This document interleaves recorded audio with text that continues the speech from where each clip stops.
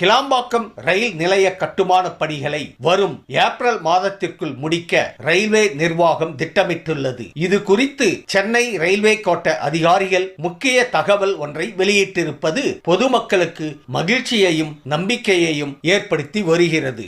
சென்னையில் போக்குவரத்து நெரிசலை குறைக்கும் வகையில் கிளாம்பாக்கத்தில் புதிய பேருந்து நிலையம் கட்டப்பட்டு கடந்த ஜனவரி மாத இறுதியில் அது பயன்பாட்டிற்கும் கொண்டு வரப்பட்டுள்ளது. இந்த பேருந்து நிலையத்தில் 1,00,000 பயணிகள் வந்து செல்லும் விதமாக வசதிகள் செய்யப்பட்டுள்ளன.